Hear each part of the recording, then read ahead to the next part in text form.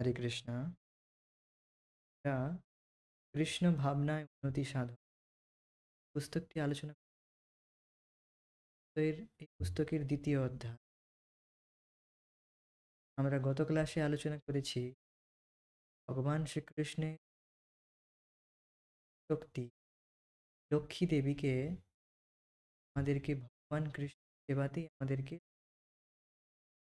আমরা যদি কেবল নিজের কৃচ্ছ সাধনের জন্য নিজের ইন্দ্রিয় তৃপ্তি বাসনা যদি এই লক্ষ্মী দেবীকে ব্যবহার করি তাহলে কিন্তু লক্ষ্মী দেবী অসন্তুষ্ট হবেন আর আমাদেরকে তার জন্য দুঃখ ভোগ করতে হবে, দুঃখ দুর্দশাগ্রস্ত হতে হবে। লক্ষ্মী দেবী ভগবান শ্রীকৃষ্ণের পরম সেবিকা। তার এটি ধর্ম, তার এটি প্রবৃত্তি যে তিনি ভগবানের সেবায় নিযুক্ত। তার যে স্বভাব থেকে যদি আমরা তাকে বিচ্যুত করার চেষ্টা করি তখন কিন্তু আমাদেরই ক্ষতি হবে। অর্থাৎ আমাদের এটি শেখা উচিত কিভাবে আমরা ধীরে ধীরে লক্ষ্মী দেবীকে ভগবান কৃষ্ণেরই সেবাতে আমরা, আর সাথে সাথে আমরা কেবল লক্ষ্মী নয়, অন্যান্য যে ঐশ্বর্য, লক্ষ্মী দেবী অর্থাৎ সমস্ত ধন সমস্ত অর্থের মালিক হচ্ছে ভগবান শ্রীকৃষ্ণ। এটি কেবলমাত্র ভগবানই ক্লেম করতে পারেন যে আমি সমস্ত এর মালিক। ভগবান ষড় ঐশ্বর্যপূর্ণ, তো তার মধ্যে সম্পূর্ণ ধন, সম্পূর্ণ যশ, সম্পূর্ণ বৈরাগ্য, সম্পূর্ণ সৌন্দর্য, সম্পূর্ণ বুদ্ধি, এই সমস্ত কিছু রয়েছে, ইন্টেলিজেন্স। তো এই সমস্ত কিছু আমাদের, এইগুলো খুবই ক্ষুদ্র মাত্রায় রয়েছে। আমরা এই ক্ষুদ্র মাত্রায় যে ঐশ্বর্যগুলো লাভ করি তার দ্বারা আমাদের অহংকার প্রস্তুত হয়, আমাদের মধ্যে একটি মিথ্যা অহংকার জেগে যায় যে এই সমস্ত বস্তু আমার, আমি কেবল আমার জন্য ব্যবহার করব, আমি কেন ভগবানকে দেব, এগুলো আমার। আমি কষ্ট করে খেটে পরিশ্রম করে অর্থ উপার্জন করছি, বা আমার আমার বুদ্ধি রয়েছে, আমার শক্তি রয়েছে, গায়ে বল রয়েছে, এইগুলো আমি আমার জন্য ব্যবহার করব, আমি কেন ভগবানকে দেব। তো এই হচ্ছে বদ্ধজীবের বিশেষ রোগ। তাকে যদি প্রশ্ন করা হয় বা আমাদেরকে যদি প্রশ্ন করা হয়, আমরা এই বল সৌন্দর্য কি আমরা নিজে থেকে তৈরি করেছি, বা যে ধন সম্পদ লাভ করতেছি তা তা এই বল সৌন্দর্য বুদ্ধি এই সময়ের এই সমস্ত কিছু ব্যবহার করেই তো আমরা অর্থ উপার্জন করছি, আমাদের বুদ্ধিমত্তা দিয়ে, আমাদের শক্তি দেখিয়ে, এইগুলোই তো দেখিয়ে আজকে আমরা অর্থ উপার্জন করছি। কেউ বেশি সুন্দর হলে তো সেই সুন্দরতা দেখিয়ে, বা কে খুব শক্তিশালী তো তার সেই শক্তিটাকে সমাজে ব্যবহার করে, বা কেউ খুবই বলবান তো সেই বল ব্যবহার করে সে অর্থ উপার্জন করছে। তো প্রশ্ন যদি করা হয় এই সমস্ত বল সৌন্দর্য কি আমরা তৈরি করছি? না, এগুলো তো ভগবানের প্রদত্ত। তো এই সমস্ত, এই জগতের কোন কেউই কি তৈরি করতে পারে? অর্থাৎ এই সমস্ত কিছু ভগবানের সৃষ্টি। তো এই সমস্ত কিছু অপুলেন্স মানে ঐশ্বর্য ভগবানের সেবাতেই ব্যবহার করা উচিত। তখনই আমরা প্রকৃতভাবে সুষ্ঠুভাবে জীবন ধারণ করতে পারবো। তো এইবার প্রশ্ন হবে, আচ্ছা তাহলে কি আমরা পুরো অর্থ, পুরো শক্তি, সমস্ত কিছু কি পুরোটাই ভগবানকে দিয়ে দিতে হবে? তো প্রবাদ বলবেন, আজকে একটি উদাহরণ দিয়ে আমরা শিখব কিভাবে আমরা ভগবানের সেবাতে এইগুলো ব্যবহার করতে পারি, আর কিছুটা যে মাত্রায় আমাদের শরীরের জন্য প্রয়োজন সেটুকু আমরা গ্রহণ করতে পারি, তা একটি সুন্দর উদাহরণ দ্বারা ব্যাখ্যা করা হয়েছে। প্রকৃতির আইন আমাদের সুষ্ঠুভাবে জীবন ধারণের জন্য প্রয়োজনীয় অর্থের অতিরিক্ত কিছু গ্রহণ করতে অনুমোদন করে না। প্রকৃতির বিধানে প্রতিটি জীবের জন্য খাদ্য ও আশ্রয় সরবরাহ করার প্রভূত ব্যবস্থা রয়েছে, কিন্তু মানুষের অতৃপ্ত কাম বিভিন্ন প্রজাতির সমস্ত জীবের সর্বশক্তিমান পিতার দ্বারা আয়োজিত ব্যবস্থাপনায় বিশৃঙ্খলার সৃষ্টি করে। প্রথম লাইনটি কি বলা হয়েছে বোঝার চেষ্টা করি। প্রকৃতির আইন আমাদের সুষ্ঠুভাবে জীবন ধারণের জন্য প্রয়োজনীয় অর্থের অতিরিক্ত কিছু গ্রহণ করতে অনুমোদন করে না। প্রকৃতির এটি হচ্ছে ল অফ নেচার। আমরা যদি প্রকৃতি থেকে অতিরিক্ত আহরণ করার চেষ্টা করি, অতিরিক্ত সঞ্চয় করার চেষ্টা করি, তখন কিন্তু দুঃখের কারণ হয়ে দাঁড়াবে। ঠিক যেমন আমরা যদি অত্যাহার করি, অত্যাহার মানে প্রয়োজনের থেকে অতি খেয়ে নিই, তা যদি সামান্য বেশিও যদি আমরা করে বসি লোভের বশে, তখন কিন্তু শরীরের বিভিন্ন রকম রোগ ব্যাধি দেখা যায়। পেটের সমস্যা বা অন্যান্য ব্যাধি দেখাই যায়। তো এই সমস্ত রোগ ব্যাধির কারণ কি? আমরা অত্যাহার করেছি বা অন্য যেকোনো অন্য উপায়ে আমরা ইন্দ্রিয়কে সংযম না করে আমাদের ইন্দ্রিয়কে তার দিকে ধাবিত করেছি। কন্ট্রোল করিনি নিজেকে। সুষ্ঠুভাবে জীবন ধারণ করিনি। অত্যাধিকভাবে নেওয়ার চেষ্টা করেছি। অত্যধিক অর্থ আহরণ করলে কি হয়? চিন্তা, এত অর্থ আর রয়েছে, কেউ যদি চুরি করে নেয় বা হঠাৎ করে কখনো নিজের কাছেও যদি অত্যধিক টাকা নিয়ে বেরিয়ে যাই, তখনও এক চিন্তা থাকে যে কেউ চুরি করে নিতে পারে বা পড়ে যেতে পারে। তো বুঝতেই পারছেন, যেকোনো কিছু অত্যধিক যদি নেবেন, পরিবেশ থেকে, প্রকৃতি থেকে আহরণ করার চেষ্টা করব, তখনই কিন্তু আমরা দুঃখ পেতে থাকব। কারণ এটি হচ্ছে প্রকৃতির নিয়ম। প্রকৃতির বিধানে প্রতিটি জীবের জন্য খাদ্য ও আশ্রয় সরবরাহ করার প্রভূত ব্যবস্থা রয়েছে। অনেক ব্যবস্থা রয়েছে প্রকৃতির বিধান অনুসারে। পশু পাখিদের খাদ্যের অভাব হয় না, কিন্তু মানুষের বিভিন্ন রকম খাদ্যের এখন অভাব দেখা দিয়েছে। সমস্ত খাদ্য প্রকৃতি থেকে সরবরাহ করা হচ্ছে, কিন্তু তবুও আমরা সন্তুষ্ট নই। পিৎজা, পাস্তা এই সমস্ত খাওয়ার জন্য আমরা ঘুরে বেড়াচ্ছি বা অত্যধিক লালায়িত হয়ে যাচ্ছি। তো এগুলো হচ্ছে অতৃপ্ত কাম। কিন্তু মানুষের অতৃপ্ত কাম বিভিন্ন প্রজাতির সমস্ত জীবের সর্বশক্তিমান পিতার দ্বারা আয়োজিত ব্যবস্থাপনায় বিশৃঙ্খলা সৃষ্টি করেছে। বুঝতে পারছেন যে বিশৃঙ্খলাটা কেন হচ্ছে? অতৃপ্ত কামের জন্য। অতৃপ্ত কামের জন্য মানুষ প্যাকেট ফুড খাচ্ছে আজকাল। বিভিন্ন রকম প্যাকেট ফুড। আমরা যে কিনা ২ দিনের জল যদি রেখে দেই, ২ দিনের জল খাই না।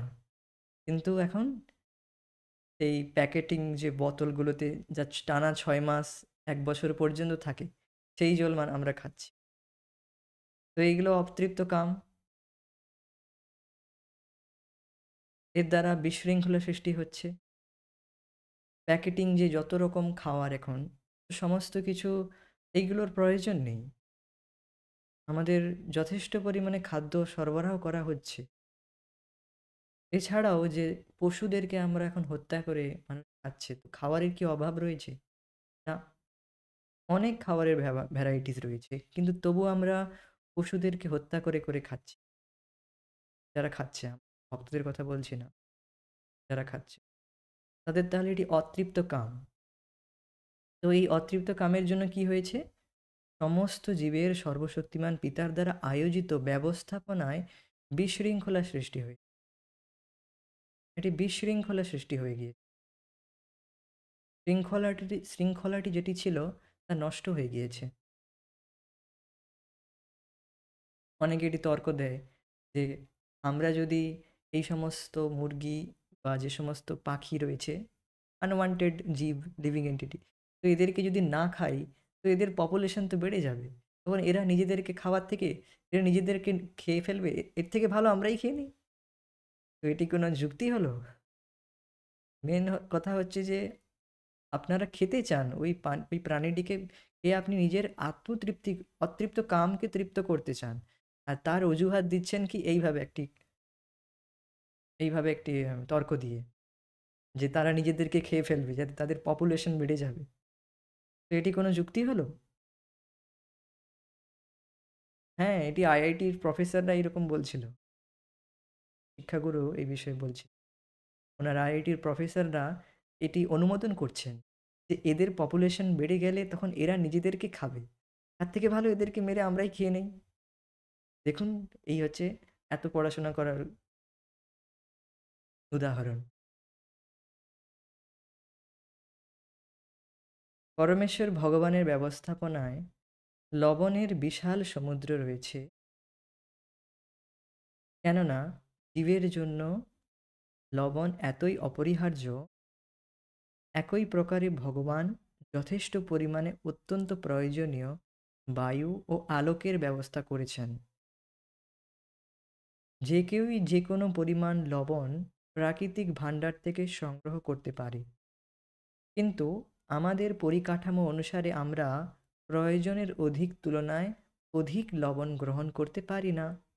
আমরা অধিক লবণ ব্যবহার করলে আহার্য পণ্ড হয় এবং কম ব্যবহারের ফলে স্বাদহীন হয়।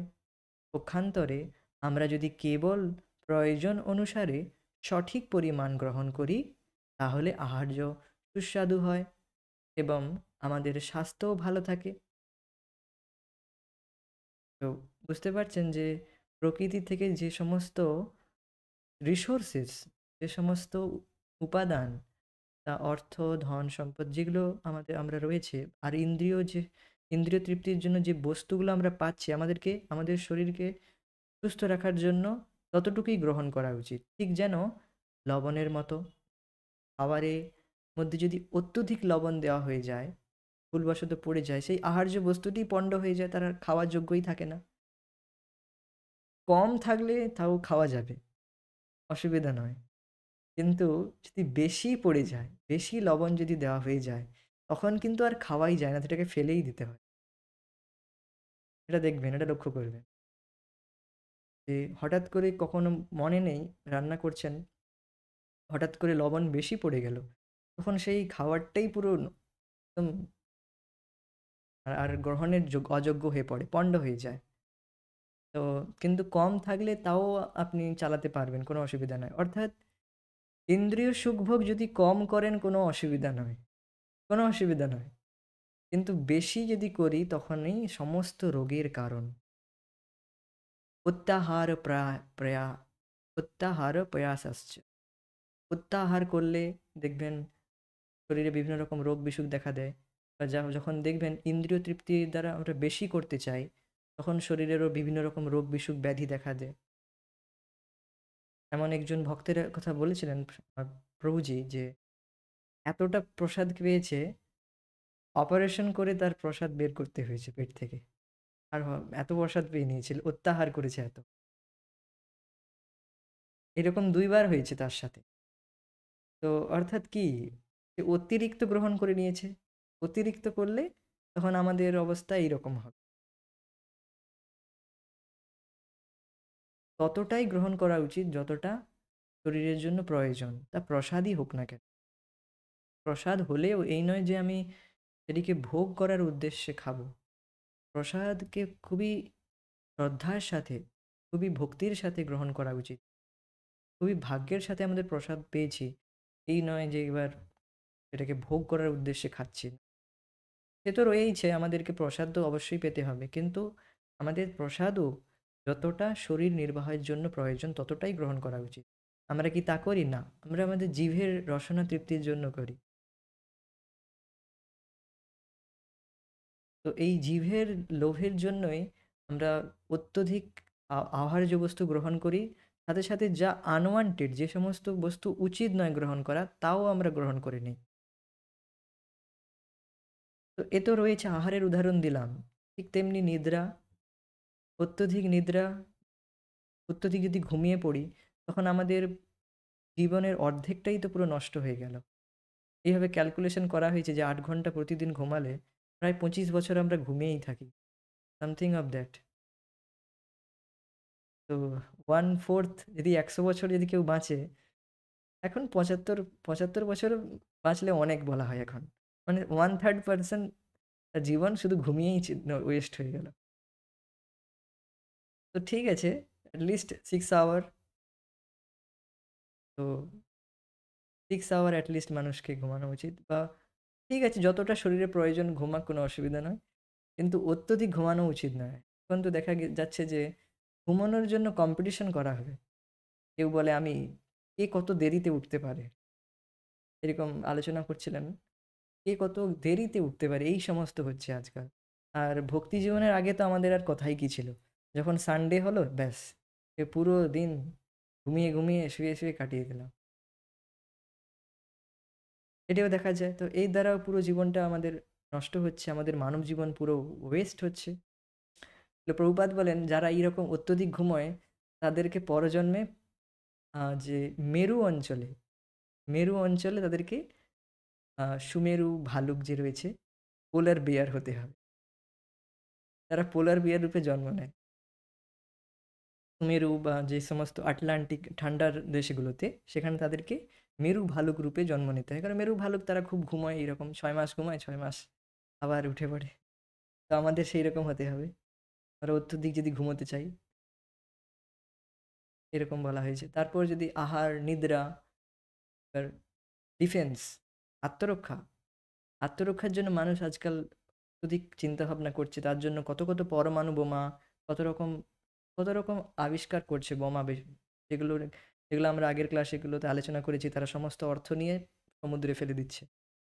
তো এই সমস্ত যে করছে মানুষ, যার জন্য এই যে ডিফেন্স করার এটি রয়েছে, কিন্তু অত্যধিক যদি মানুষ এর বিষয়েই মানুষ চিন্তাভাবনা করে, তাহলে তাকে নেক্সট লাইফে কোনো পশু জন্মে পাবে।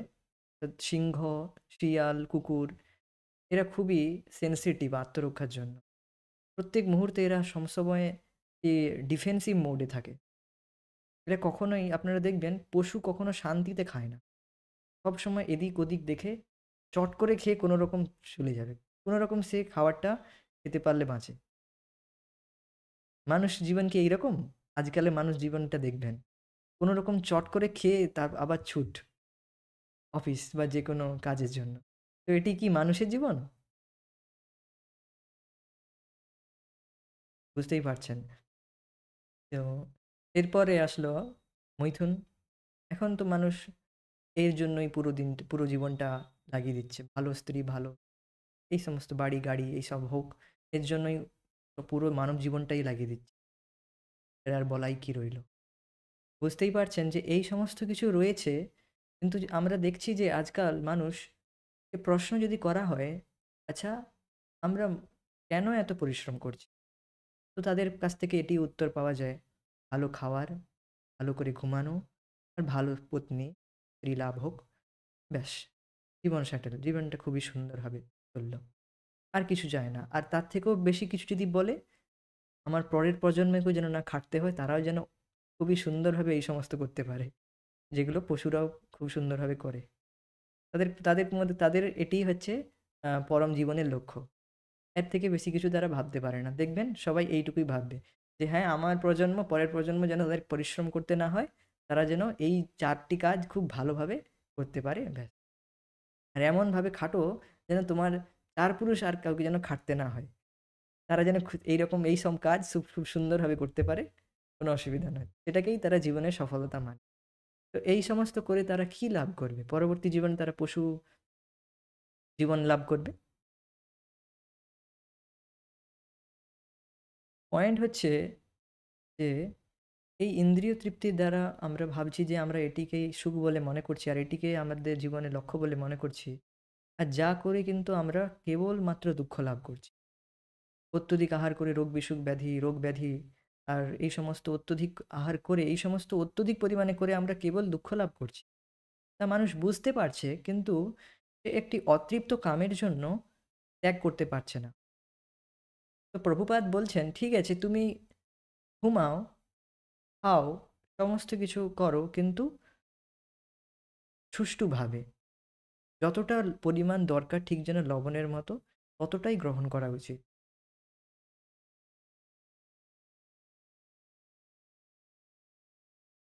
ভগবদ্গীতাতেও বলা হয়েছে যে আমাদেরকে আহার, নিদ্রা এই সমস্ত কিছুকে নেওয়া, গ্রহণ করা উচিত। এই নয় যে আমরা সমস্ত কিছু ত্যাগ করে দিলাম, না। যতটা শরীরের জন্য প্রয়োজন ততটাই আমরা গ্রহণ করি। এর থেকে বেশিও নয়, কমও নয়। কম করলেও আমরা দুর্বল হয়ে যাব, আর বেশি করলেও ক্ষতি। এটি খুবই গুরুত্বপূর্ণ। হ্যাঁ, কেউ যদি নিবৃত্তি মার্গে যেতে চায়, কেউ যদি ব্রহ্মচর্য জীবন পালন করতে চায়, তো সে তাহলে মৈথুন সুখটা ত্যাগ করতে পারে, কোনো অসুবিধা নেই। এবার কেউ যদি প্রবৃত্তি মার্গে যেতে চায়, অর্থাৎ গৃহস্থ আশ্রমে, তো সে কেবল পুত্র সন্তান, কৃষ্ণ ভাবনামৃত পুত্র সন্তান উৎপন্ন করার জন্য সঙ্গ করতে পারে। We need so many Krishna conscious person will preach this message. Need some যারা শিলা জয়প্রতাকা স্বামী গুরু মহারাজ জি বলেছেন যে আমাদের আচার্যের প্রয়োজন, অনেক আচার্যের প্রয়োজন যারা এই কৃষ্ণ ভাবনামৃত প্রচার। We don't need normal babies. তো এই সমস্ত কিছুকে এইভাবে এই নয় যে ভক্তরা খায় না, ঘুমায় না, না, তারা সমস্ত কিছু কৃষ্ণ ভাবনায় করে। খুবই খুবই সংযতভাবে, খুবই সুষ্ঠুভাবে, সিম্পল লাইফ, হাই থিঙ্কিং, সহজ জীবন, উচ্চ বিচার। আর এই সমস্ত কিছুর জন্য যারা অত্যধিক ব্যাকুল হয়ে পড়ে, তাদের জীবনটা কিন্তু অস্তব্যস্ত হয়ে যায়। মানে তাদের জীবনটা শান্তি নেই তাদের এই হচ্ছে বিষয়।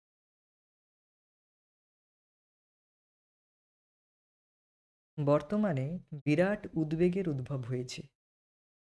বুঝতেই পারছেন কেন উদ্বেগের উদ্ভব হয়েছে? একটি বিষয়কে কেন্দ্র করে, এবং তা হলো এই যে আমাদের প্রাকৃতিক সম্পদ দূষণযুক্ত ও ক্ষয়প্রাপ্ত হচ্ছে।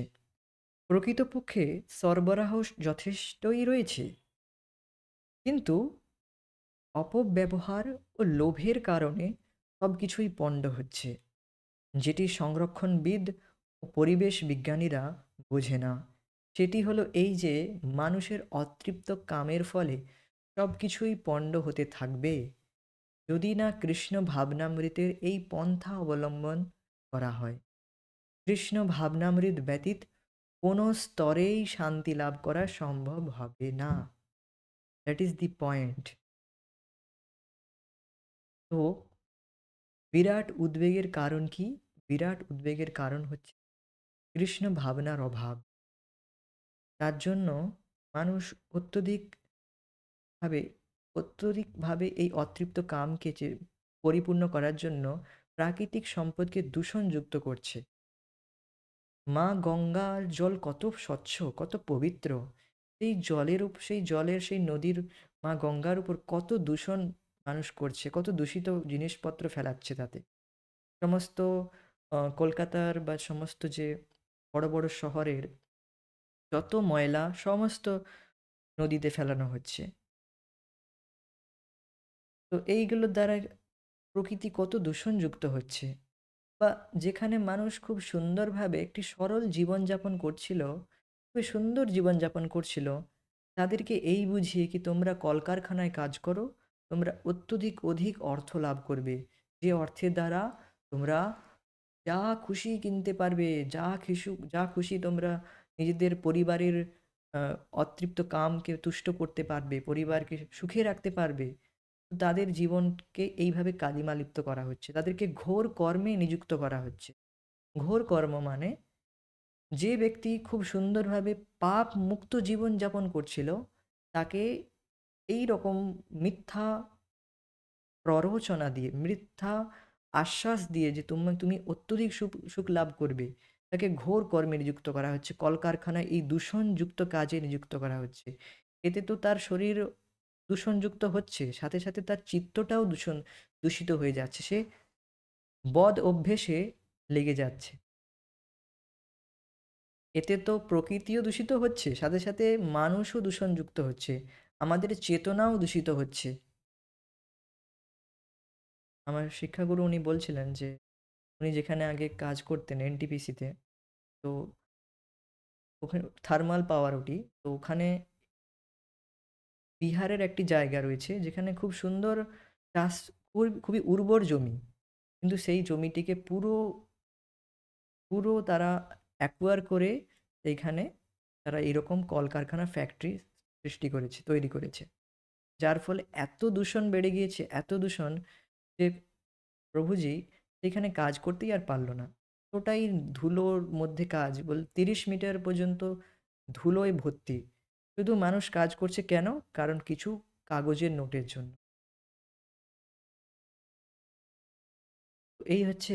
এটি হচ্ছে ঘোর কর্ম। মানুষ সুন্দর জীবনযাপন করতে পারে, তাকে তা না করে একটি কলকারখানাযুক্ত ধুঁয়ো ভরা ভর্তি সেখানে কাজ করানো হচ্ছে, খাটানো হচ্ছে, কেবল তাকে কিছু কাগজের নোটের লালসা দিয়ে। এখন তো বর্তমান পশ্চিমবঙ্গে, আমাদের পশ্চিমবাংলাতেও অনেক ধীরে ধীরে গড়ছে। দেখবেন হলদিয়া পেট্রোকেমিক্যাল, হলদিয়াতে প্রবেশ করা মাত্রই একটি দম বন্ধ হওয়া, মাঝে মাঝে বিকট গন্ধ বেরোয়। আমি ওইখানে গিয়েছিলাম কিছু একটা এক্সামের জন্য। সেই সময় বসা যাচ্ছিল না, এক্সামের সময় এতটাই দুর্গন্ধ বেরোয় ওখান থেকে। এই সমস্ত কিছুর কি প্রয়োজন? মানুষ সিম্পল লাইফ জীবনযাপন করুক, আর তারা ভগবত ধামে ফিরে যাক। No, they have no consciousness, they have no idea about it. তাদের কোনো ধারণাই নেই এই বিষয়ে। ভগবত চেতনাই বিলুপ্ত হচ্ছে।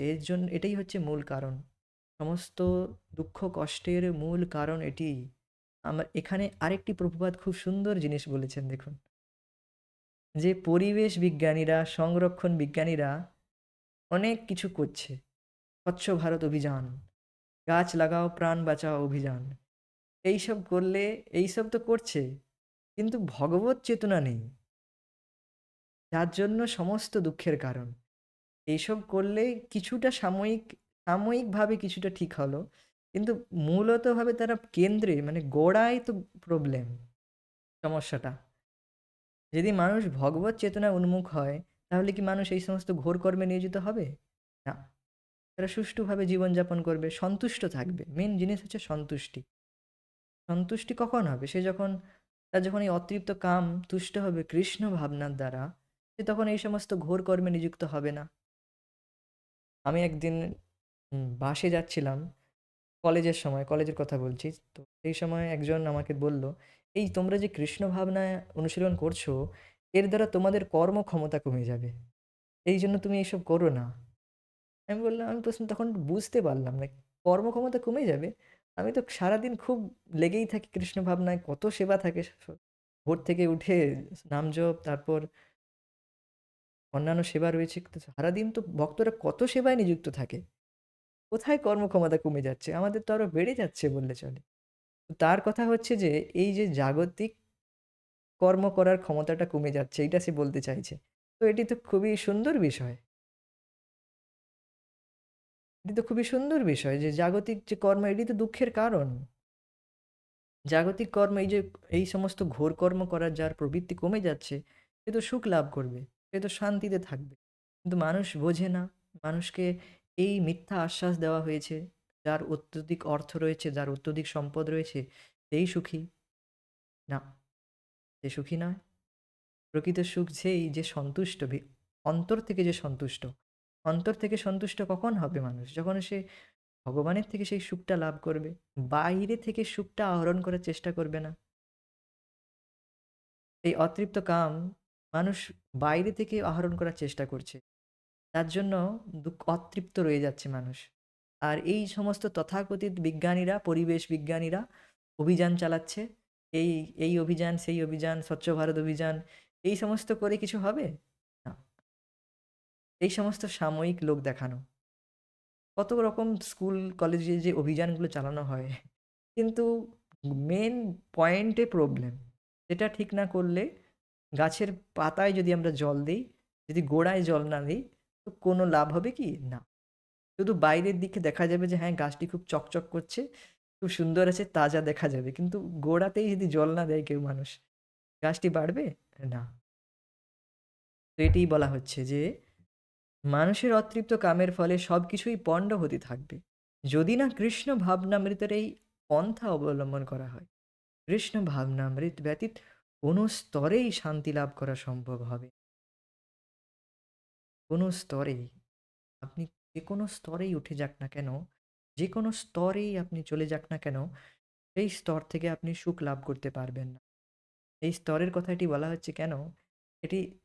এটি জাগতিক যে স্তর, ব্রহ্মার পদ পর্যন্ত যদি কেউ লাভ করে, ব্রহ্মার পদ, প্রধানমন্ত্রীর কথা তো ছেড়েই দিলাম, আমাদের জগতের সব থেকে বড় যে পদটি মানা হয়, সেই পদটি তো বাদই দিলাম। যদি ব্রহ্মাপদ পর্যন্ত যদি পৌঁছে যায়, সেখানেও সে শান্তি পাবে না। সেখানেও তার মৃত্যু অনিবার্য। সে যদি ভগবৎ চেতন যুক্ত থাকে, তাহলেই সে কেবলমাত্র ভগবানের কাছে পৌঁছে যাবে।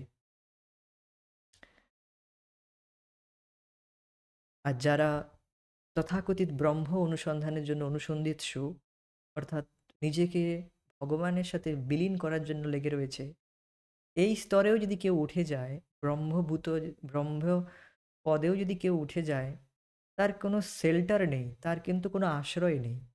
সে ফোর্সফুল্লি ইন্দ্রিয়কে কন্ট্রোল করে সে ব্রহ্মপদটি লাভ করলেও তার কিন্তু কোনো আশ্রয় নেই। তো সে সেখানেও শান্তি লাভ করবে না, সেখান থেকে আবার পতিত হবে।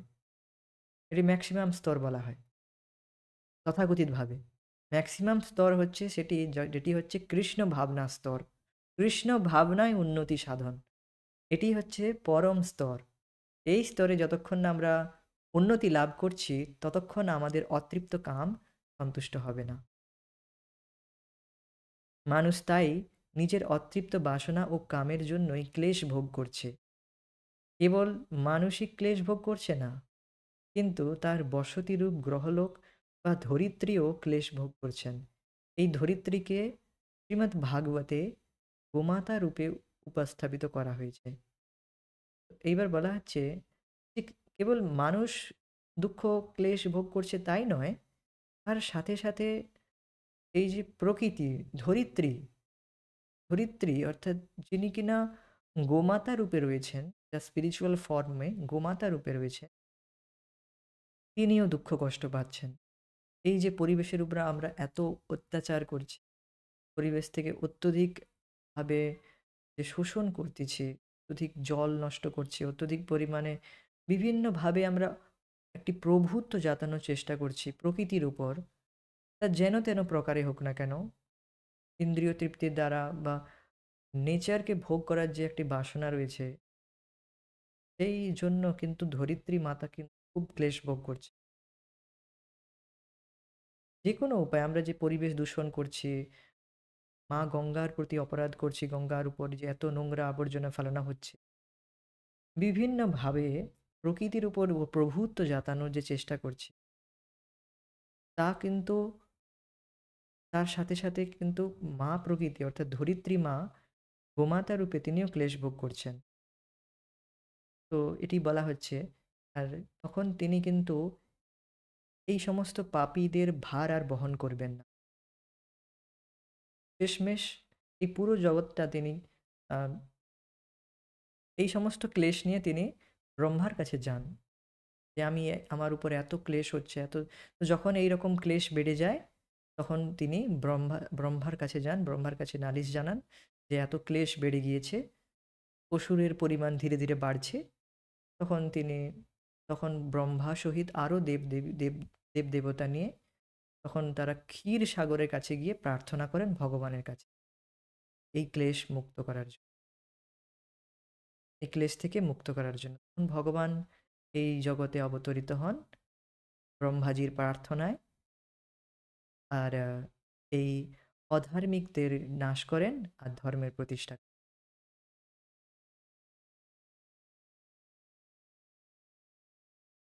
এই হচ্ছে বিষয়। এর পরের আলোচনাগুলো আমরা পরবর্তী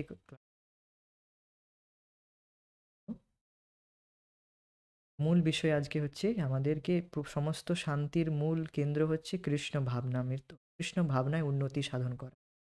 উনি প্রকৃত শান্তি লাভ করতে পারবো আর এই ক্লেশ থেকে মুক্ত হতে পারবো। আর একজন ভক্ত সে প্রকৃতভাবে এই মা প্রকৃতিকে অর্থাৎ সে নিজে তো সুখ লাভ করেই, সাথে সাথে সে পুরো জগতের মঙ্গল করে। পুরো জগৎকে তার ক্ষমতা রয়েছে, পুরো জগৎকে তার মানে পার করে দেওয়ার, পুরো জগৎকে উদ্ধার করার তার ক্ষমতা রয়েছে। কি সেই ক্ষমতাটি? হরে কৃষ্ণ কৃষ্ণ কৃষ্ণ হরে হরে, হরে রাম রাম রাম হরে। এই হরে কৃষ্ণ মহামন্ত্র অপরজনকে দিয়ে সে নিজেও উদ্ধার পাবে, সাথে সাথে সামনের ব্যক্তিরও সে তাকে উদ্ধার এই ক্লেশ ভোগ থেকে উদ্ধার করতে পারবে। এইরকম ভক্তের ভার বোঝা বহন করতে প্রকৃতি, ধরিত্রী মাতা খুবই প্রসন্ন হন। কিন্তু যে ব্যক্তি নিজেও ক্লেশ পাচ্ছে, সাথে সাথে মা প্রকৃতিকেও ক্লেশ দিচ্ছে, তার ভার বহন করতে তিনি মোটেও প্রসন্ন হন না। তো আমাদের বোঝা উচিত যে আমাদের মূল প্রবলেম হচ্ছে ভগবত বিমুখতা। ধীরে ধীরে আমাদেরকে ভগবানের দিকে উন্মুখ হতে হবে, কৃষ্ণ ভাবনায় উন্নতি হতে। হরে কৃষ্ণ। জয় শিল প্রভুপাদ। গুরু প্রেমানন্দ। আচ্ছা।